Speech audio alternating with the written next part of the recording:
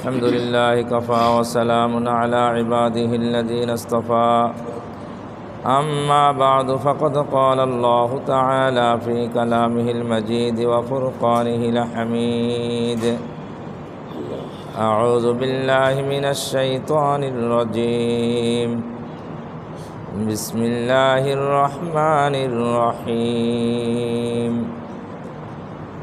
والعصر إن الإنسان لفي خسر إلا الذين آمنوا وعملوا الصالحات وتواصوا بالحق وتواصوا بالصبر. وقال رسول الله صلى الله عليه وسلم من رأى منكم منكرا فليغيره بيده فإن لم يستطع فبلسانه فإن لم يستطع فبقلبه وذلك أضعف الإيمان أو كما قال عليه الصلاة والسلام. সম্মানিত মুসলিয়ান কিরাম, সমস্ত প্রশংসা আল্লাহ তাআলার জন্য, যিনি আমাদেরকে জীবন বা হায়াত দান করেছেন। আমাদের জীবন হায়াত আছে বলেই আমরা মসজিদে আসতে পারছি। হায়াত আর জীবন আছে বলেই আমরা আমাদের ইচ্ছা অনুযায়ী কাজকর্ম করতে পারতেছি। যদি হায়াত আর জীবন না থাকতো তাহলে আমাদের সব কিছু বন্ধ হয়ে যেত। তো যে আল্লাহ আমাদের এই হায়াত দান করলেন, সেই মহান আল্লাহ তাআলার দরবারে কালিমাত শুকর আদায় করি, সকলেই পড়ি আলহামদুলিল্লাহ। অতঃপর অসংখ্য দরুদ ও সালাম অনন্তকাল পর্যন্ত বর্ষিত হোক সেই মহান রাসূলের উপর। আমাদের এই হায়াত বা জীবনকে কিভাবে পরিচালিত করতে হবে এ সম্পর্কে যেই রাসূল আমাদের পরামর্শ দিয়েছেন, দিক নির্দেশনা দিয়েছেন, সেই রাসূলের শানে দরুদ ও সালাম পাঠ করি, সকলেই পড়ি সাল্লাল্লাহু আলাইহি ওয়াসাল্লাম। পৃথিবীর মধ্যে মানুষের কাছে সবচেয়ে গুরুত্বপূর্ণ যেই জিনিসটা, তার নাম হলো হায়াত। কারণ হায়াত যদি না থাকে, অন্য অনেক কিছু থাকিলেও কোনো লাভ নেই। আছে? আপনার টাকা পয়সা, বাড়ি গাড়ি, নেতৃত্ব, অনেক কিছু আছে, কিন্তু হায়াত নেই, তার কোনো লাভ আছে? তাহলে হায়াত এটা হলো সবচেয়ে কি গুরুত্বপূর্ণ মানুষের জীবনে। মানুষের জীবনে গুরুত্বপূর্ণ যদি জিনিস হয়, এর নাম হলো হায়াত। হায়াতের বাংলা হলো জীবন। তো এই হায়াত আর জীবন এটা গুরুত্বপূর্ণ জিনিস। আর এটার অন্যভাবে বলা যায়, এর নাম হলো সময়। হায়াত কি, জীবনটা কি? সময়। কারো বয়স 50 বছর, কারো বয়স 60 বছর। এই যে বয়স, এই যে বছর, এই যে যুগ, এটা কিসের সমন্বয়? সময়। সময়ের অপর নাম হলো জীবন, সময়ের অপর নাম হায়াত। এই সময়কে, সময়ের বিভিন্ন নাম আছে, সময়ের বিভিন্ন নাম আছে। একটা নাম হলো, সময়কে বলা হয় মহাকাল, যেটা অনন্তকাল। এই সময় কবে থেকে শুরু হয়েছে আমাদের জানা নাই। কতদিন এই সময় চলবে এটাও আমাদের কি জানা আছে? জানা নেই। মহাকাল। বিজ্ঞানীরা বিভিন্ন তথ্য দিয়েছে যে পৃথিবীর বয়স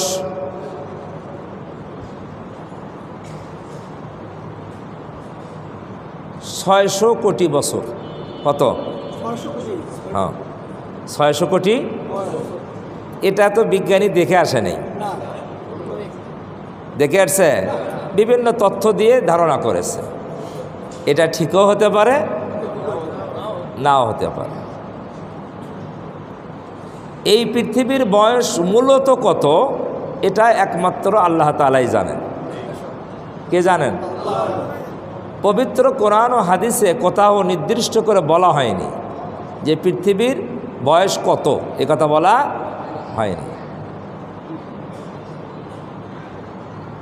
এই মহাকাল মহাসময় এটাকে বিভিন্ন ভাগে ভাগ করা হয়েছে। যেমন যুগ বলা হয়, শতাব্দী বলা হয়, বছর বলা হয়, মাস বলা হয়, সপ্তাহ বলা হয়, দিন রাত বলা হয়, ঘন্টা বলা হয়, মিনিট বলা হয়, সেকেন্ড বলা হয়। এগুলা সময়ের একটা অংশের নাম। সময়ের কি অংশ? সেকেন্ডটাও কি সময়ের অংশ? ঘন্টা সব সময়ের কি অংশ? আল্লাহ আল্লাহ আল্লাহ। যে সময়টা যেহেতু অনেক গুরুত্বপূর্ণ মানুষের জীবনে, এই জন্য আমি যে সূরা পড়েছি এই সূরার শুরুতে আল্লাহ তাআলা সময়ের কসম করে কিছু কথা বলছেন। কিসের কসম করছেন? সময়। কসম আরবি শব্দ, বাংলায় বলা হয় শপথ। সময়ের শপথ করে আল্লাহ তাআলা বলছেন একটা কথা। কয়টা কথা? একটা কথা। আমরা তো মানুষ অনেকেই নিজেদেরকে সফল মনে করি, কামিয়াব মনে করি। আমরা অনেক দিক দিয়েই আমরা নিজেদেরকে সফল মনে করে থাকি। কিন্তু আল্লাহ সুবহানাহু ওয়া তাআলা সময়ের কসম করে এই সূরার মধ্যে আল্লাহ বলেছেন ওয়াল আসর, সময়ের কসম। আস এর অর্থ কি? এর মূল অর্থ হলো কি? সময়। আসর আমরা বলি না আসর, এই আসরের মূল অর্থ কি? সময়, মহাকাল সময়। আবার আসর নামে একটা নামাজও আছে। আসরের নামাজ আছে না? আসরের নামাজ। আসরের নামাজ কখন পড়ি আমরা? জি, মধ্যবর্তী সময়। সূর্য যখন কি হয়ে যায়, ঢলে যায়, আর সূর্য যখন ডোবে এর মাঝামাঝি সময়, এর মাঝামাঝি সময় বা তার চেয়েও আরও একটু পরে। এই আসরের নামাজকেও এখানে আসর বলা হয়েছে, এটা কোনো কোনো মুফাসসিরদের মত। তাহলে আসরের নামাজের কসম, তাহলে অর্থ হবে কি? আসরের নামাজের কি, বা আসরের নামাজের সময়ের কসম। আসরের নামাজের সময়টা একটা গুরুত্বপূর্ণ সময়। কি সময়? খুব গুরুত্বপূর্ণ সময়। আবার সময়টা অল্প সময়। অন্য অন্য নামাজের সময়ের চেয়ে আসরের নামাজের সময়টা কি? অল্প। কোরআন শরীফে আসরের নামাজকে সলাতুল উস্তা বলা হয়েছে, মধ্যবর্তী নামাজ। কি নামাজ? এর আগে 2 ওয়াক্ত, দিনে শুরু ফজর জহর, আর রাতে মাগরিব কি এশা। তার মধ্যবর্তী নামাজ হলো আসর। এই জন্য আসরের নামাজের গুরুত্ব অনেক কি বেশি। সলাতুল উস্তা কোরআন শরীফে বলা হয়েছে। তো কোনো কোনো মুফাসসির বলেছেন ওয়াল আসর বলে আসরের নামাজের কসম, এটা বোঝানো হয়েছে। তবে প্রসিদ্ধ কথা হলো আসর মানে আমভাবে সময়, সময়ের কসম করে আল্লাহ তাআলা বলেছেন। সময়ের কসম কেন করলেন? মুফাসসিরে কেরাম বলেন যে সময়টা মানুষের জীবনে খুব গুরুত্বপূর্ণ। খুব কি গুরুত্বপূর্ণ। যদি আপনি দুনিয়া অর্জন করতে চান তাহলে আপনার সময়কে মূল্যায়ন করতে হবে। সময়কে কি করতে হবে?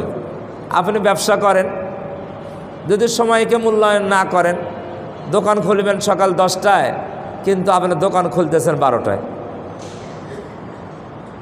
দোকান খুলে ঘুরে বেড়াইতেছেন, গ্রাহক আসে কি ঘুরে যাচ্ছে, তাহলে কি আপনি সময়ের মূল্যায়ন করছেন? করেন না। তাহলে আপনার ব্যবসা কি ভালো চলবে? আপনি যদি চাকরি করেন, ডিউটি 9টার থেকে 5টা, আপনি গেছেন 11টায়, অফিসে যা হাজিরা দিয়ে অফিসে নেই, কোনো কাজবাজ করেন না, ঘুরে বেড়ান, 3টের সময় বাড়ি চলে গেছেন। তো এইভাবে যদি চলতে থাকে তাহলে চাকরি চলবে? তাহলে সময়ের গুরুত্ব, এই সময়টা অনেক গুরুত্বপূর্ণ বিষয়। যেটাই করবেন সেখানে সময়ের গুরুত্ব যেহেতু গুরুত্বপূর্ণ মানুষের জীবনের, উন্নয়নের মূল চাবিকাঠি হলো কি সময়ের হেফাজত করা। মানুষের জীবনের উন্নয়নের চাবিকাঠি কি? সময়ের হেফাজত করা। যদি আপনি আখিরাতের লাইনে দামি হতে চান তাহলেও আপনার সময়ের কি করতে হবে? মূল্যায়ন করতে হবে। সময় অযথা নষ্ট করা যাবে না, সময় অপচয় করা যাবে না। মানুষের জীবনে অনেকেই আমরা সময় কি করি? অপচয় করি। একটা হাদিসের মধ্যে আসছে, রাসূল সাল্লাল্লাহু আলাইহি ওয়াসাল্লাম বলেন যে তোমরা 5টা জিনিস আসার আগে 5টা জিনিসকে খুব গুরুত্ব দাও। 5টা জিনিস আসার আগে প্রত্যেকটা মানুষের জীবনে 5টা অবস্থা আসে। কয়টা অবস্থা? 5টা অবস্থা আসে। তো নবীজি বলেন ওই 5টা অবস্থা আসার আগে আগের অবস্থাকে কি দাও? মূল্যায়ন করো, মূল্যায়ন করো, গুরুত্ব দাও। 5টা জিনিস কি? নবীজি বলেন তোমার মৃত্যু আসার আগে তোমার হায়াতকে মূল্যায়ন করো। মৃত্যু আসবে না? আসবে না? কখন আসবে জানা নাই।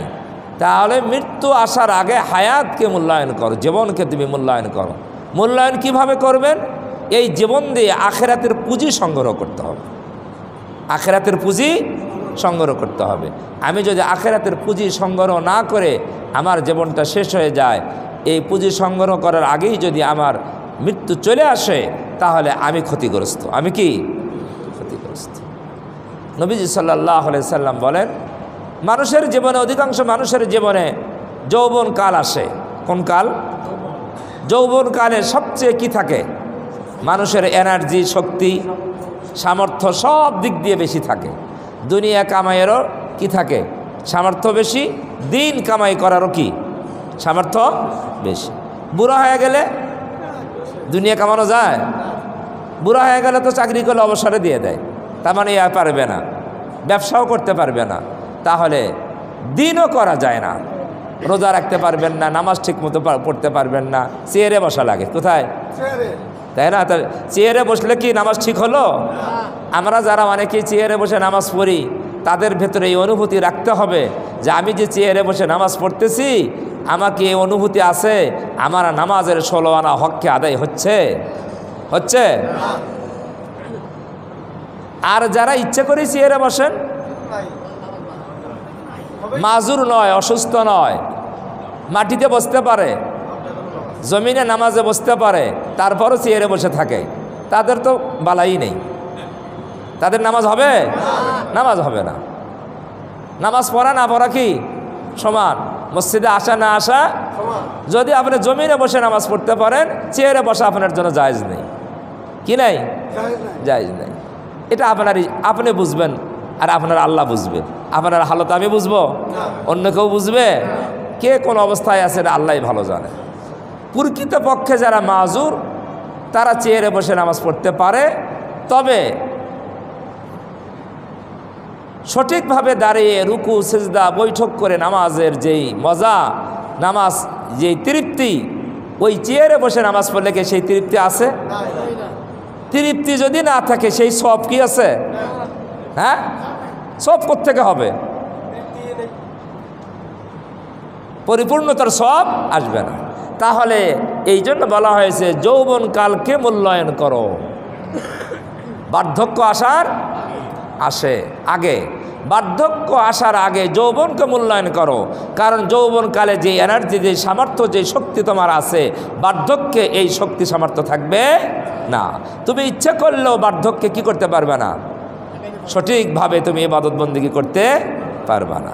কথা বুঝে আসছে না? আসে নাই? এই জন্য নবীজি বলেন বার্ধক্য আসার আগে যৌবনকালকে মূল্যায়ন করো। তবে একটা সুসংবাদ দেই আপনাদেরকে, মহা সুসংবাদ। কি সুসংবাদ? মহা সুসংবাদ হলো এই, যারা সাবালেগ হওয়ার পর থেকে নিয়ে, ভালো করে বুঝেন, সাবালেগ হওয়ার পর থেকে নিয়ে বার্ধক্য, অসুস্থ, অপারগ হওয়ার আগ পর্যন্ত, এখন চেয়ারে বসতেছেন, অসুস্থ হয়েছেন, বার্ধক্য হয়েছেন, অপারগ হয়েছেন, এর আগ পর্যন্ত, সাবালেগ হওয়ার থেকে নিয়ে এই অসুস্থ হওয়ার আগ পর্যন্ত, বার্ধক্যের আগ পর্যন্ত যদি আপনি সঠিকভাবে শরীয়ত মেনে থাকেন, কি মেনে থাকেন? সঠিকভাবে নামাজ আদায় করে থাকেন, সঠিকভাবে রোজা করে থাকেন, সঠিকভাবে শরীয়তের অন্যান্য বিধিবিধান বাস্তবায়ন করে থাকেন। ভালো করে বুঝেন কথাটা। তাহলে অসুস্থতার কারণে আপনি যে আর সঠিকভাবে নামাজ পড়তে পারতেছেন না, সঠিকভাবে রুকু সিজদা করতে পারতেছেন না, সঠিকভাবে রোজা রাখতে পারতেছেন না, এই বার্ধক্যের কারণে সঠিকভাবে রাখতে না পারলেও আগে যে যখন সুস্থ ছিলেন তখন যে সঠিকভাবে করেছেন, এই বার্ধক্যের কারণে অপারগতার কারণে সঠিকভাবে করতে পারতেছেন না, এই অবস্থাও আপনাকে পূর্বের ন্যায় পরিপূর্ণ সওয়াব দেওয়া হবে। কথা বুঝছেন না বোঝেন নাই? এটা কি সুসংবাদ নয়? এখন অপারগ, ভালোভাবে করতে পারতেছেন না, যখন ভালোভাবে করছেন তখন যে সওয়াব পেয়েছেন ওই সওয়াব এখনও দেওয়া হবে। কিন্তু কাকে দেওয়া হবে? মাজুর। কিছুই বোঝে নাই। কোন মাজুর? যেই মাজুর আগে ভালো ইবাদত করছে, কিন্তু যেই মাজুর আগে ইবাদত করে নাই তারা কি পাবে? তারা পাবে না। কথা বুঝেন না বোঝেন না? যেই মাজুর যৌবনে কি করে নাই?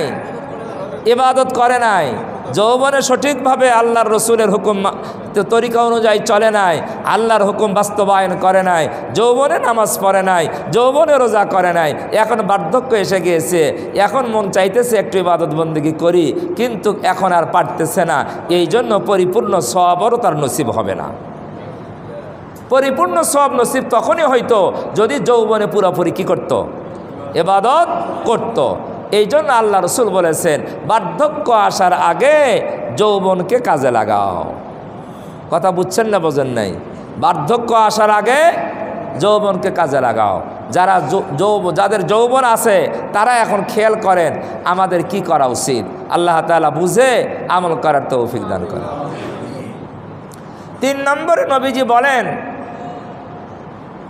ব্যস্ত জীবন আসার আগে অবসর জীবনকে কাজে লাগাও।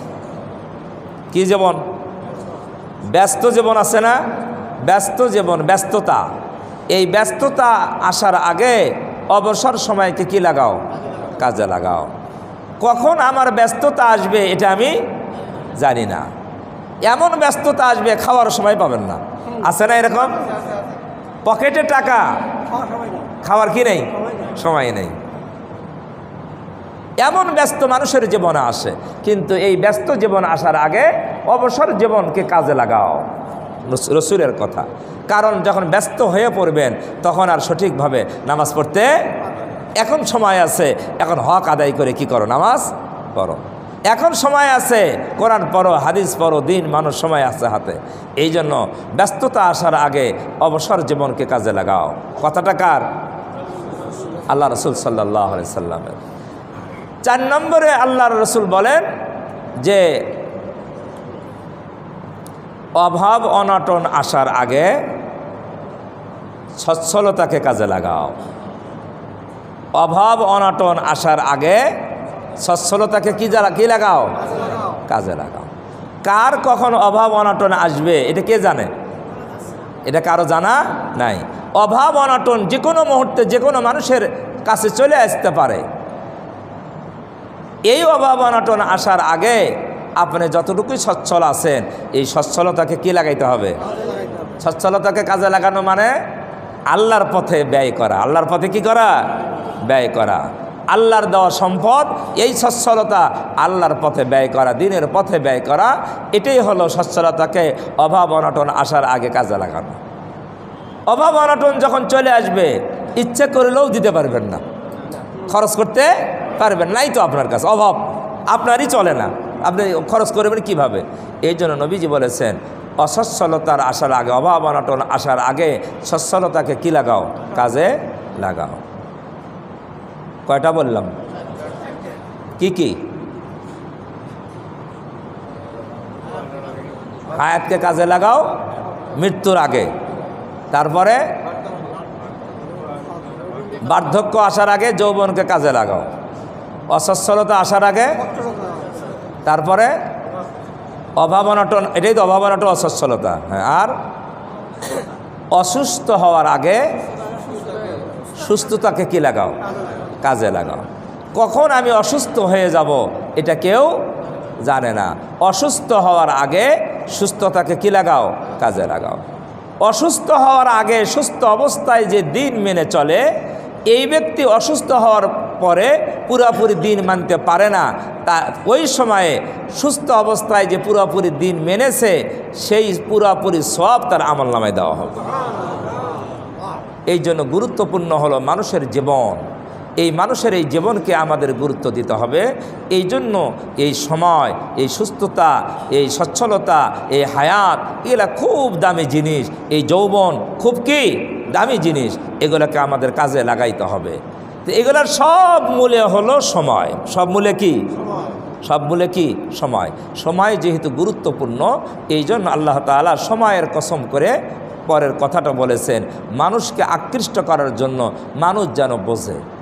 এক মুফাসসির বলেছেন যে সূরা আসরে সময়ের কসম করে আল্লাহ বলেছেন, আমি এই আয়াতটা বুঝি না, আয়াতটা বুঝে আসে না, কেন আল্লাহ সময়ের কসম করে বললেন।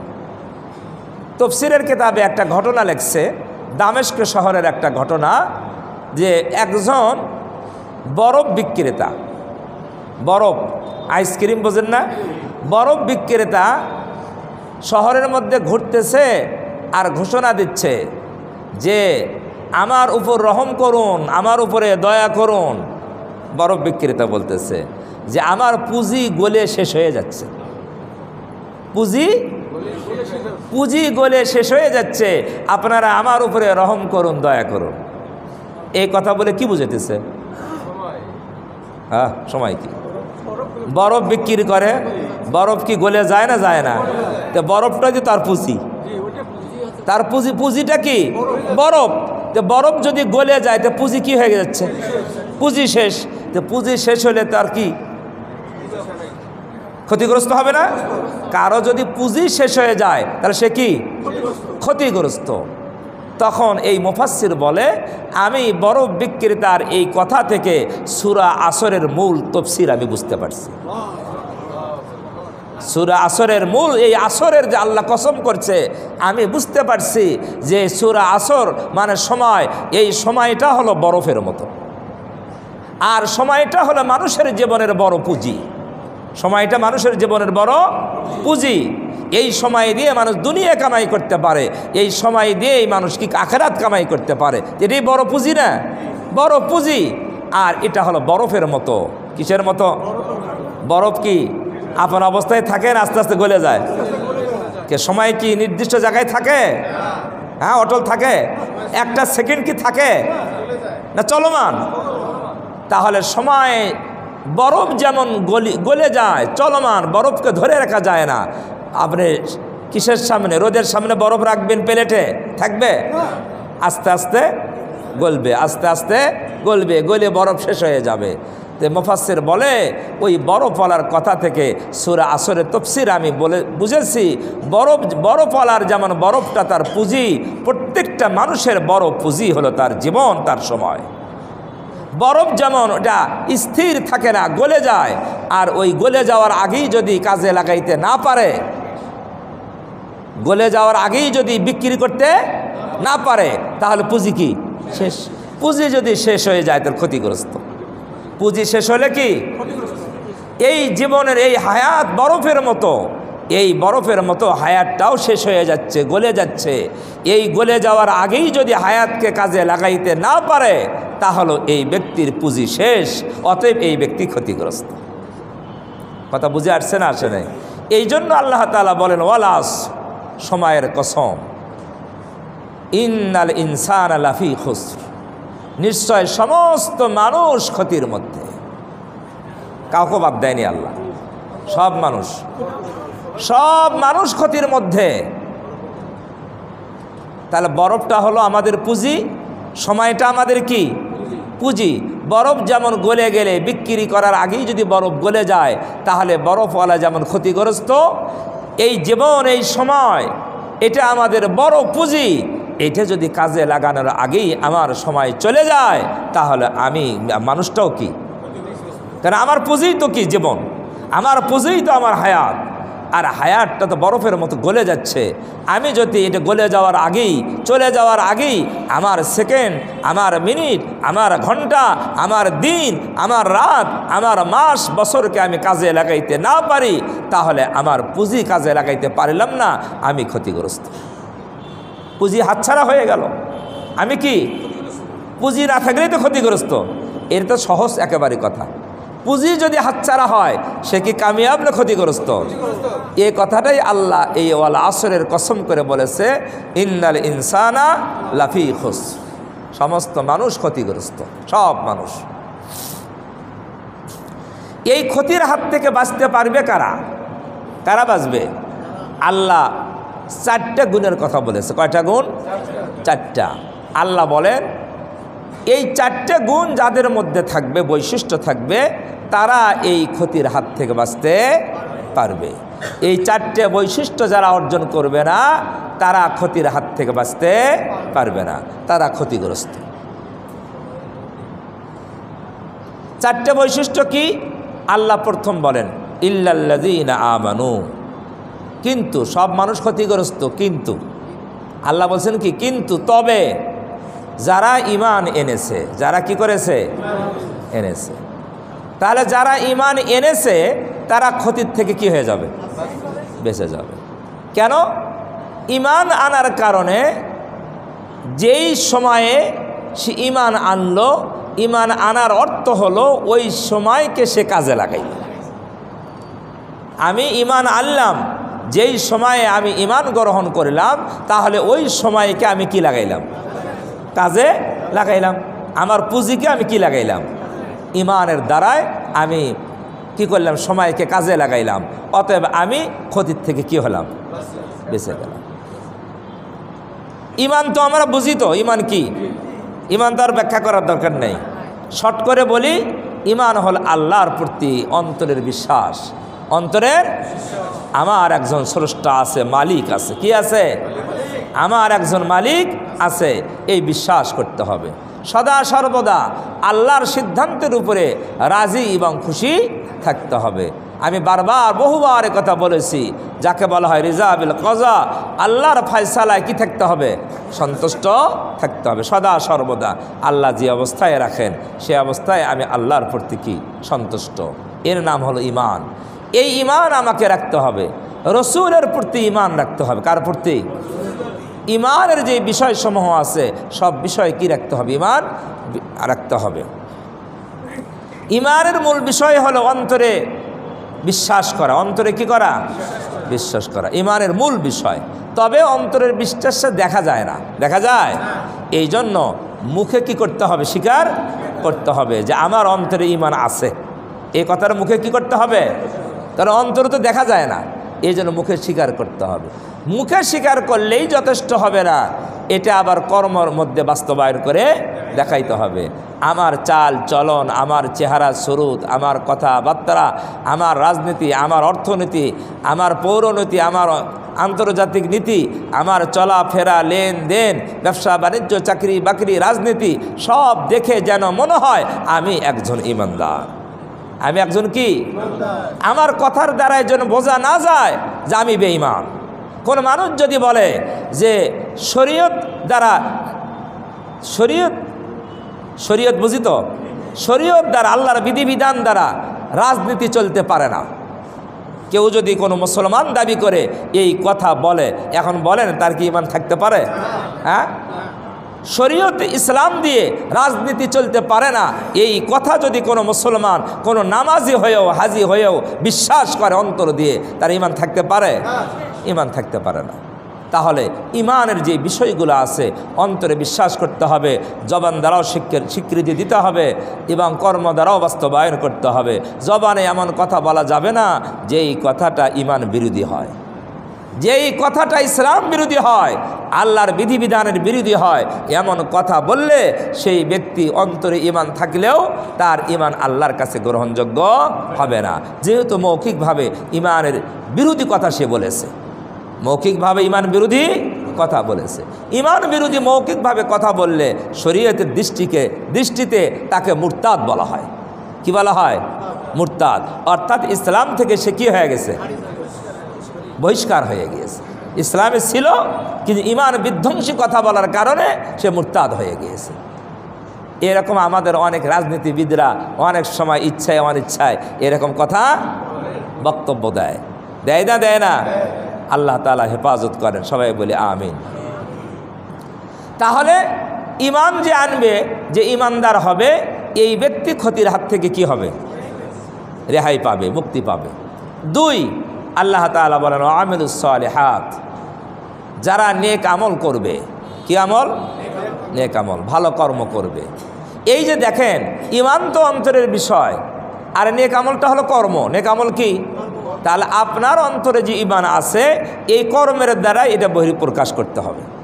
কর্মের দ্বারাই বোঝা যাবে আপনি ইমানদার না ইমানদার না, কর্মের দ্বারাই বুঝতে হবে। এই জন্য কর্মের শর্ত লাগানো হয়েছে। ক্ষতির থেকে বাঁচতে হলে তাহলে তাকে কি হতে হবে? আমল করতে হবে, নেক আমল করতে হবে, ভালো কর্ম করতে হবে, মন্দ কর্ম করা যাবে না। ইমানদার হওয়া, ইমান আনা, ভালো কর্ম করা, এই 2 গুণ যার মধ্যে থাকবে সেই ব্যক্তি ক্ষতির হাত থেকে বাঁচতে পারবে, নিজে বাঁচবে, নিজে বাঁচবে। এখন বলেন, একটা কথা আমাদের সমাজে আছে, নিজে বাঁচলে বাপের নাম, একটা কথা আছে না? বলেন তো, এই কথাটা কি শরীয়ত সম্মত? হ্যাঁ, না, এই কথা শরীয়ত সম্মত নয়। বরং শরীয়ত বলেছে, কোরআন বলেছে, ইয়া আইয়ুহাল্লাযীনা আমানু কু আনফুসাকুম ওয়া আহলিকুম নার। ও ইমানদারেরা, তুমি জাহান্নামের আগুন থেকে বাঁচো, তোমার আহাল পরিবার পরিজনকেও বাঁচাও। খালি নিজের কথাই বলছে না, পরিবার পরিজনও আছে? তাহলে যে বললাম নিজে বাঁচলে বাপের নাম, এই কথা কি কোরআন সম্মত? কোরআন শরীফে আরও আছে, ওয়ানজির আশিরাতাকাল আকরাবিন। হে নবী, আপনি আপনার নিকটবর্তী আত্মীয় স্বজন, নিকটবর্তী লোকদেরকে জাহান্নামের ভয় দেখান। খালি নিজের কথা বলছে না, পাড়া পড়শি আশপাশের লোককেও তাদের কথাও বলছে, আত্মীয় স্বজনের কথাও বলছে, নিকটবর্তী লোকদের কথাও বলছে, তাদেরকেও আপনি বাঁচান, তাদেরকেও জাহান্নামের আগুন থেকে ভয় দেখান, আল্লাহর গজব থেকে ভয়ের কথা বলেন। তাহলে বোঝা গেল, ইমান দ্বারা, সৎ আমল দ্বারা নিজে বাঁচা যায়, কিন্তু পরিবারকে বাঁচানো যায় না, সমাজকে বাঁচানো যায় না, আত্মীয় স্বজনকে বাঁচানো যায় না, দেশবাসীকে বাঁচানো যায় না, শুধু নিজের ইমান আমল দ্বারা। তাহলে এখন শুধু নিজের ইমান আমল দিয়েই আপনি ক্ষতির থেকে বাঁচতে পারবেন না, এর জন্য আরও 2টা গুণ লাগবে। কয়টা? আরও 2টা গুণ। 3 নম্বর গুণ আল্লাহ বলেছেন, এটা অপরের জন্য। কার জন্য? অপরের জন্য। ওয়াতাওয়াসাউ বিল হক, ওয়াতাওয়াসাউ বিল হক, তোমরা একে অপরকে হক, সত্য, ন্যায়ের প্রতি আহ্বান করো। তাহলে একে অপরকে ন্যায়, হকের প্রতি আহ্বান করো। যেটা হক, সেই হকের প্রতি আহ্বান করতে বলছে, তাহলে অপরকে হকের দাওয়াত দেওয়া। কি দেওয়া? আহ্বান মানে কি? দাওয়াত দেওয়া, ওসিয়ত করা, আহ্বান করা, দাওয়াত দেওয়া, একে অপরকে হকের দাওয়াত দেওয়া, সত্যের দাওয়াত দেওয়া, ন্যায়ের দাওয়াত দেওয়া। আপনি যেমন ন্যায়ের উপরে থাকবেন, তেমনিভাবে আরেকজনকেও ন্যায়ের উপরে আসার জন্য, হকের উপরে আসার জন্য দাওয়াত দেওয়া। এটাও ক্ষতির হাত থেকে বাঁচার 3 নম্বর কি উপায়? 3 নম্বর, আপনি যদি মনে করেন কার কি হলো আমার দেখার বিষয় নয়, আমি ইমান আনছি, আমি নামাজ বন্দিকে পড়বো, আমি ভালো কাজ করব, কে কি করলো ওটা দেখার বিষয় নয়, তাহলে আপনি ক্ষতির হাত থেকে বাঁচতে পারবেন না। কারণ 3 নম্বর যেই বৈশিষ্ট্য, এটা হলো তাওয়াসাউ বিল হক, হকের দাওয়াত দিতে হবে, একে অপরকে হকের কথা বলতে হবে, সত্যের কথা বলতে হবে।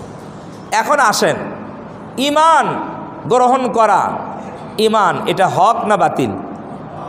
হ্যাঁ, হক। ইমানটা হক না বাতিল? হক। আমলে সালেহা করা, এটা হক না বাতিল? হক।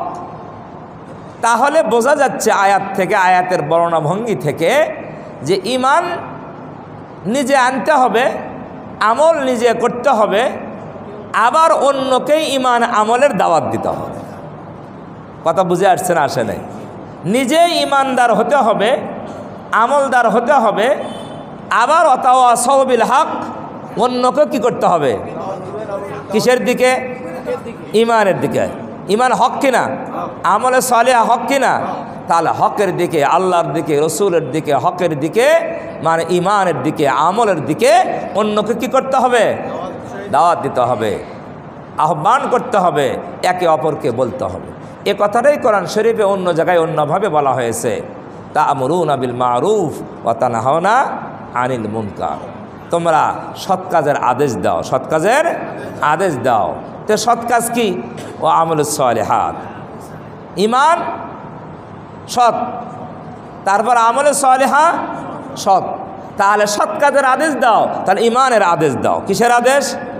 ন্যায়ের আদেশ দাও, ইনসাফের আদেশ দাও, আমলে সালেহার আদেশ দাও। আর মন্দ কাজে বাধা দাও, মন্দ কাজে নিষেধ করো। কি দাও? নিষেধ করো। ওয়া তাওয়াসাউ বিল হকের মধ্যে তা'মুরুনা বিল মারুফ ওয়া তানহাউনা আনিল মুনকার আছে। ওয়া তাওয়াসাউ বিল হক ওয়া তাওয়াসাউ বিস সবরের মধ্যে এই তা'মুরুনা বিল মারুফ, সৎ কাজের আদেশ দাও, অসৎ কাজের নিষেধ দাও। এই জন্য শুধু নিজে আমল করলেই চলবে না, সৎ কাজের আদেশ দিতে হবে, মন্দ কাজের কি করতে হবে? নিষেধ করতে হবে।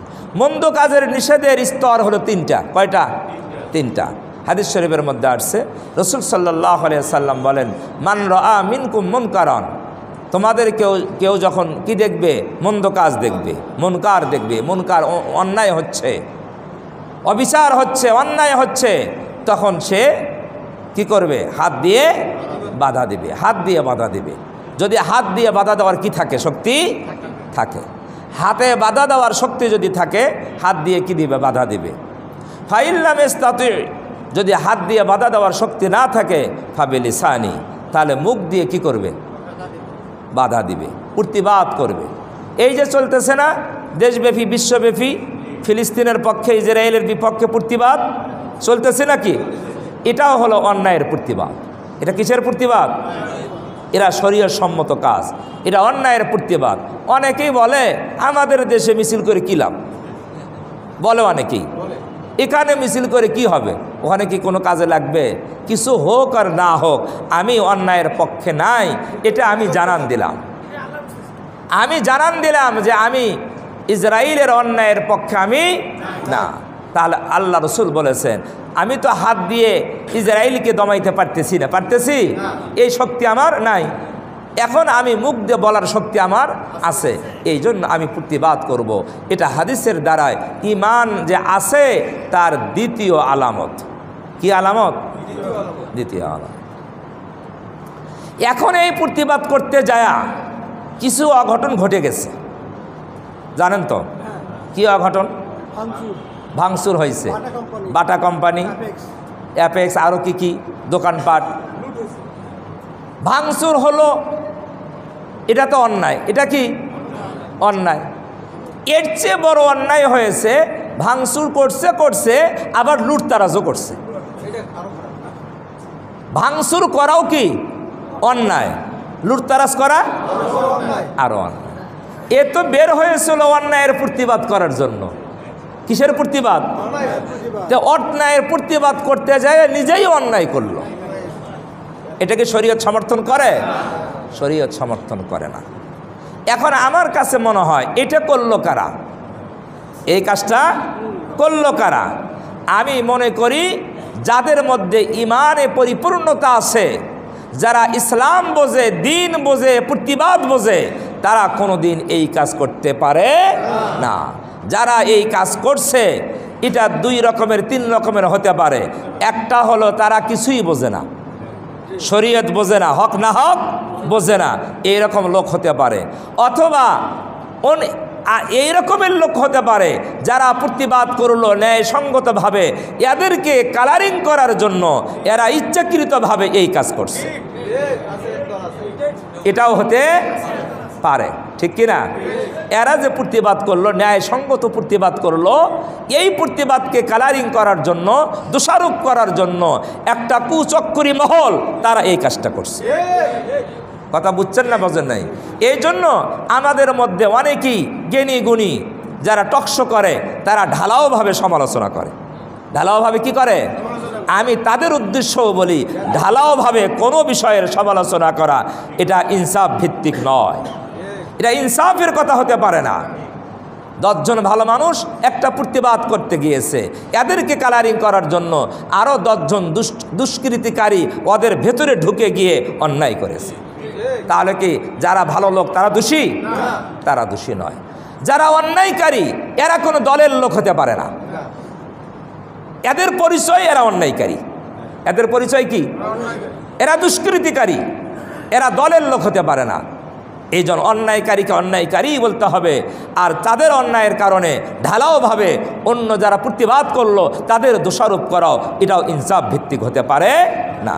যারা অন্যায় করেছে আমরা তাদের প্রতিবাদ, তাদেরও কি করি? প্রতিবাদ করি। আমরা ইসরায়েলের বিরুদ্ধে যেমন প্রতিবাদ করি, ইসরায়েলের অন্যায় হামলার যেমন প্রতিবাদ করি, এর প্রতিবাদ করতে যায় যারা অন্যায় করে আমরা তাদেরও প্রতিবাদ করি। আমরা তাদেরকেও কি করি? ঘৃণা করি। ইসলাম তাদেরকেও সমর্থন করে না। কথা কি বুঝে আসছে?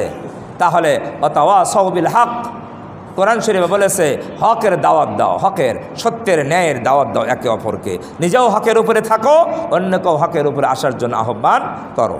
এরপরে তাহলে হাত দিয়ে মুখ দিয়ে বাধা দিতে হবে, হাত দিয়ে না পারলে মুখ দিয়ে, তাও যদি না পারা যায় তখন কি মনে মনে কল্পনা করা অথবা ঘৃণা করা, এই কাজটা অন্যায়। এটা হলো ওয়াতাওয়াসাউ বিল হকের ব্যাখ্যা। এরপরে আসছে আরেকটা গুণ, এই 3টা কাজ করলে ক্ষতির থেকে বাঁচবে। আরেকটা বৈশিষ্ট্য ওয়াতাওয়াসাউ বিস সবর, 4 নম্বরের বৈশিষ্ট্য হলো আল্লাহ বলেন ক্ষতির থেকে বাঁচবে তারা যারা ধৈর্য ধারণ করবে নিজেরা এবং অপরকে ধৈর্যের আহ্বান করবে। কারণ এই ধৈর্যের কথাটা এখানে আসলো কেন? আপনি যখন কি করবেন? হকের দাওয়াত দিবেন, অন্যায়ের বাধা দিবেন, অন্যায়ের প্রতিবাদ করবেন, তখন আপনার উপরে জুলুম নির্যাতন আসতে পারে না? পারে না? বিপদ আপদ আসতে পারে। যখনই আপনি অন্যায়ের প্রতিবাদ করবেন ওই অন্যায়কারীরা চুপ করে বসে থাকবে না, তখন আপনার উপরে জুলুম নির্যাতন আসতে পারে। এটাই স্বাভাবিক, পৃথিবীর ইতিহাস এটাই। এই অবস্থা যদি আপনি হকের উপরে আসেন, হকের দাওয়াত দিচ্ছেন, অন্যায়ের প্রতিবাদ করতেছেন, অন্যায়ের বিপক্ষে অবস্থান নিয়েছেন, অন্যায়কে প্রতিহত করার পরিকল্পনা করতেছেন, অন্যায়কারীরা একত্র হয়ে আপনার উপরে বিপদ চাপাইয়ে দিয়েছে, এখন আপনার করণীয় কি? আল্লাহ বলেন ক্ষতির থেকে বাঁচতে হলে এই সময় করণীয় হলো ধৈর্য ধারণ করতে হবে। কি করতে হবে? ধৈর্য। ওয়াতাওয়াসাউ বিস সবর, একে অপরকে ধৈর্যের আদেশ দাও, ধৈর্যের আহ্বান করো, নিজেও ধৈর্যের উপরে থাকো এবং অন্যকেও কী করো? ধৈর্যের উপর থাকার জন্য আহ্বান করো। তাহলে 4টা বৈশিষ্ট্য ক্ষতির থেকে বাঁচার জন্য।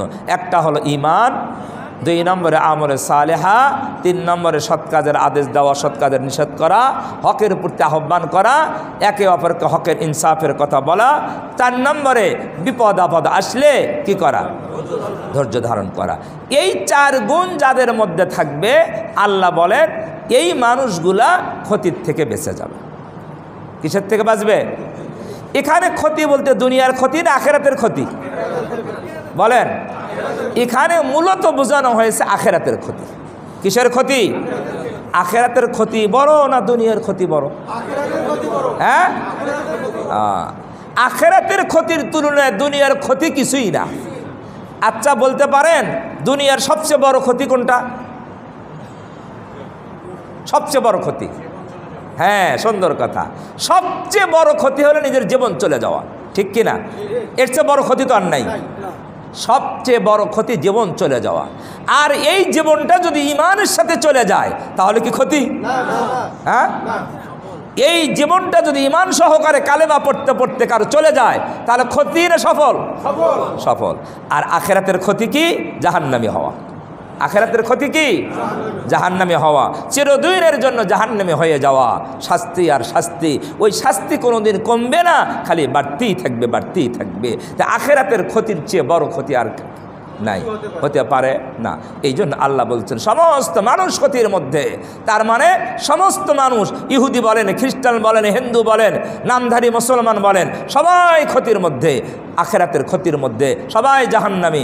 শুধুমাত্র ক্ষতির থেকে বাঁচবে তারাই যাদের মধ্যে যেই আমরা বর্ণনা করলাম কোরআনের আলোকে এই 4টে গুণ যাদের মধ্যে আছে। এখন আমরা চেষ্টা করি এই 4টে গুণ যেন আমরা অর্জন করে এই মহা ক্ষতির থেকে বাঁচতে পারি। আল্লাহ সুবহানাহু ওয়া তাআলা আমাদের সকলকে এই 4 গুণ অর্জন করে মহা ক্ষতির থেকে বাঁচার তৌফিক দান করেন। সবাই বলে আমিন। কাবালার জুমা 4 রাকাত